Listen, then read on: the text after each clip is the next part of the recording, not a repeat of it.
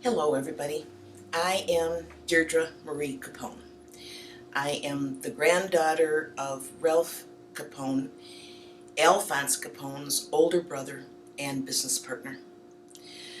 I have become quite an expert into the 18th Amendment to the United States Constitution.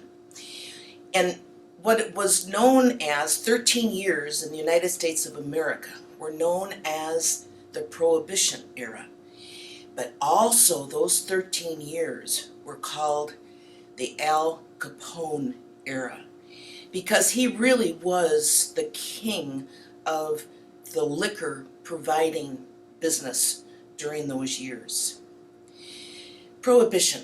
The National Prohibition Act, known informally as the Volstead Act, was enacted to carry out the intent of the 18th Amendment, which established prohibition in the United States.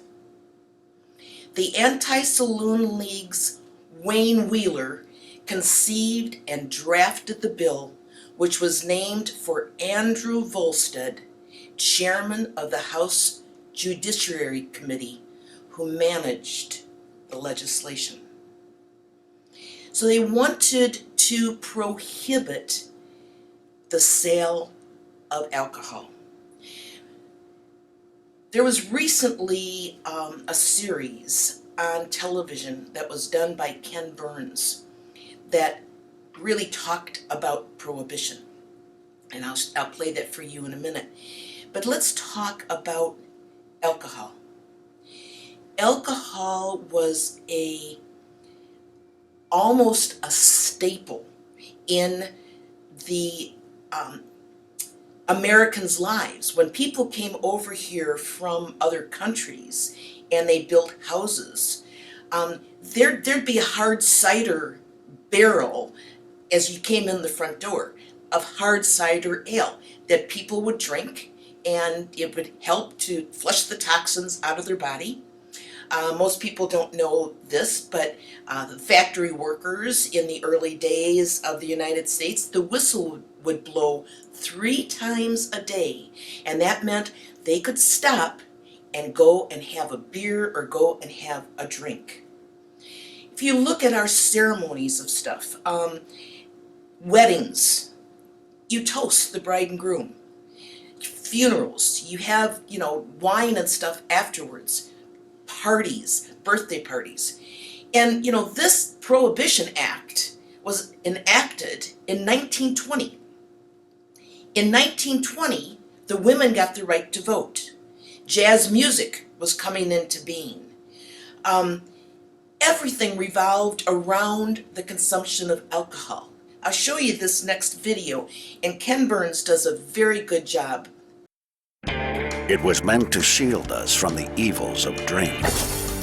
Instead, it triggered a wave of corruption. Some call it bootlegging. I call it a business. And violence. There's bullets flying. It's like Dodge City here. As a nation built on rights. Everyone is breaking the law. How did we go so wrong? The average American says, "Who are you to tell me how to live?" From Ken Burns, Prohibition. Starting Sunday, October 2nd on PBS. People didn't want prohibition. So what did they have to do? They had to go and get the liquor that they wanted to drink any way that they could. The people in the rural districts, they could build their own stills. My uncle, Jim Hart, after he, ran away from home at the age of 15 to join a circus, he actually went out to Homer, Nebraska, and he became a bounty hunter. He would go out and find the stills in the rural parts of his country or his state and bring them down. But people wanted alcohol, so the people in the rural areas could build their own stills. People would make bathtub gin. Some people drank kerosene or lighter fluid. I mean, they wanted alcohol. But the people in the cities needed to get it from somebody else. My grandfather and my uncle prided themselves on providing good alcoholic beverages to their customers. My family was only involved in three things. They were involved in selling alcohol, they were involved in gambling, horse racing, and also prostitution. All three of those things are legal someplace in the world today. They were never involved in drugs. They were never involved in extortion. And that is something that's alleged. All these, films that you see, especially the one, The Untouchable, with Robert De Niro. I mean, that opens up with a little girl being sent to the corner tavern by her father to bring back to him a stein of beer. So she took his stein and she went in the front door of this saloon, and as she went in, three thugs come running out, and then right away there's an explosion.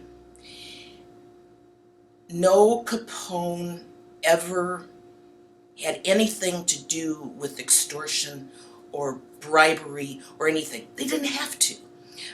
They had enough business. I mean, at one time, Al Capone is quoted as saying, hey, wait, there's enough business for all of us here. We don't need to resort to that.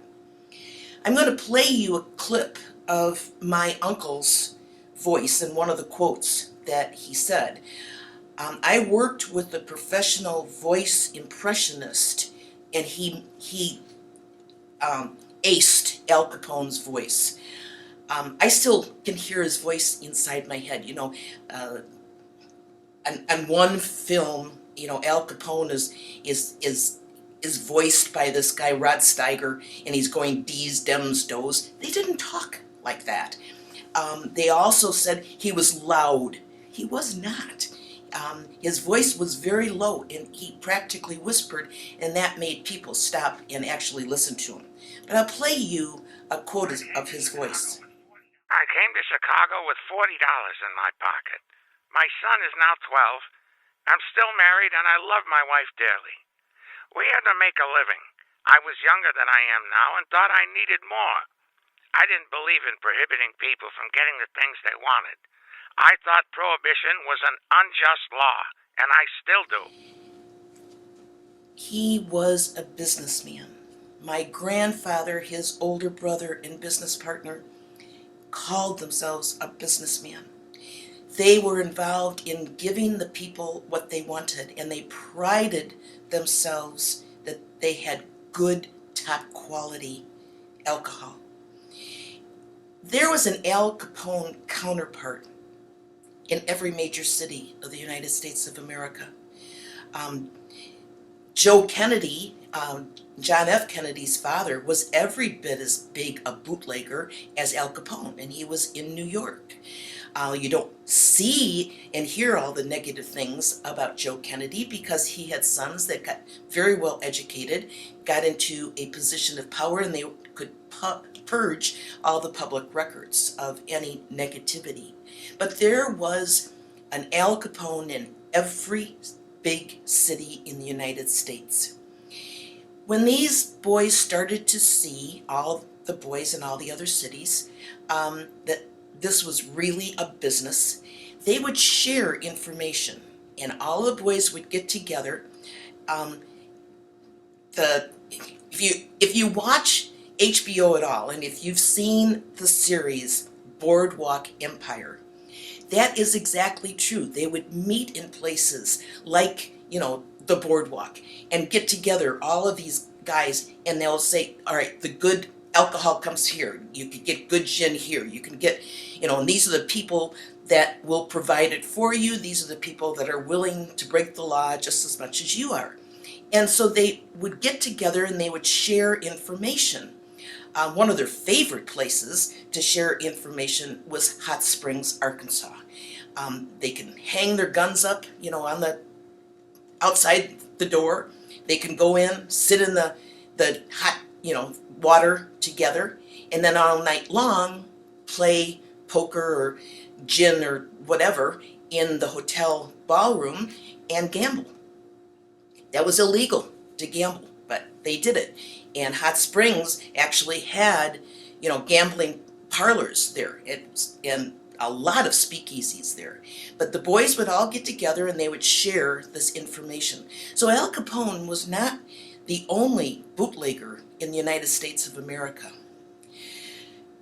It's amazing to me that there's a few people who got Prohibition passed. As a matter of fact, you saw earlier, there was mainly one man. And then he went to the head of the Judiciary Committee, Andrew Volstead, and got them to enact. And what it did is it prohibited the sale, the transportation, and the consumption of alcoholic beverages in the United States of America.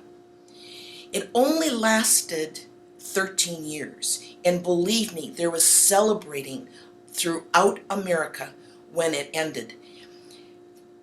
1931, my grandfather saw the writing on the wall. He saw the movement to end Prohibition. So my grandfather and my uncle were already planning on getting into another line of business. One line of business that they wanted to get into was the milk bottling business.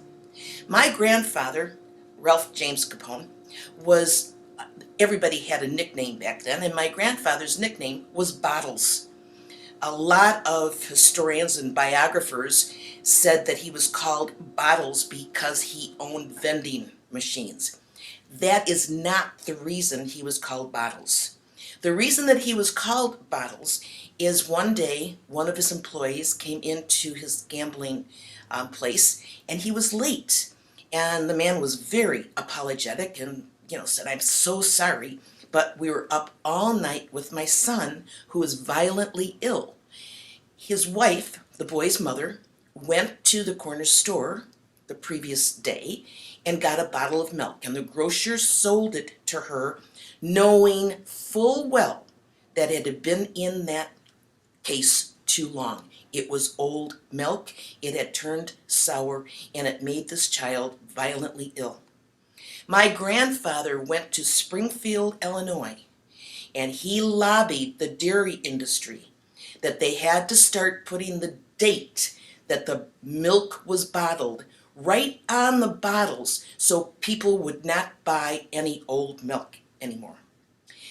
That is the reason my grandfather was called Bottles. But what was happening here? My grandfather, my uncle, in fact, the whole Capone family made a lot of money during the Prohibition era, but they knew the end was coming. And how did they know the end was coming? Because they saw, the politicians, they heard, the rumors that Prohibition was going to end, and Capone was going to get into another line of business. Most people don't know, but the 1933 World's Fair was going to be held in Chicago, and it was held on their 100th anniversary of becoming a city. Chicago was founded in 1833, and they were going to do the World's Fair in 1933. In 1931, dignitaries from around the world were calling the Chicago City Council, and they wanted to make plans and reservations to come in and go to the World's Fair, but they wanted to make sure that Al Capone and Ralph Capone were going to be there because they wanted to meet him. 1931 is when both my uncle and my grandfather were arrested for income tax evasion. In 1931, they started to try to bring the Capone boys down. 1931, my grandfather was convicted of income tax evasion. He was sentenced to 3 years in the federal penitentiary. Al Capone was convicted for the same years for the same amount of money as his older brother, and he got sentenced to 11 years. A little bit of inequity right there.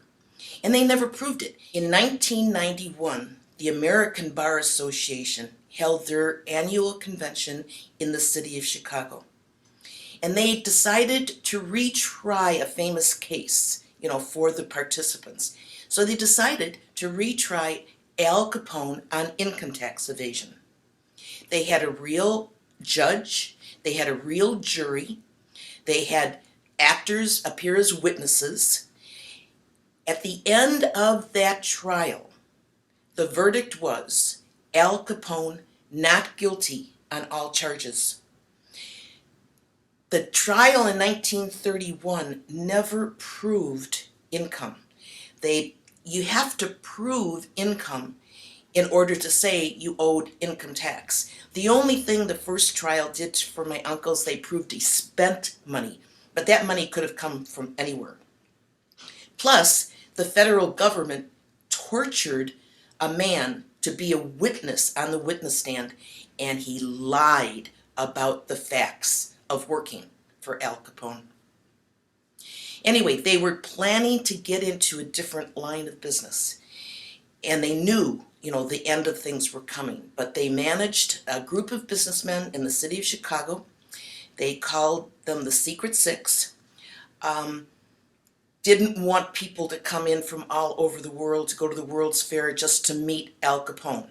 They wanted the people to come into Chicago and see that Chicago was this industrial city with lots of opportunity and a lot of jobs that some Anglo-Saxon men, 6 men, built in the city of Chicago, and that's why the World's Fair was going to be held in the city of Chicago, not because Chicago was the home of Al and Ralph Capone. And they did a really good job. I mean, it was hard for my uncle and my grandfather to defend themselves against such allegations. Anyway, this was the reason that my grandfather and my uncle were convicted.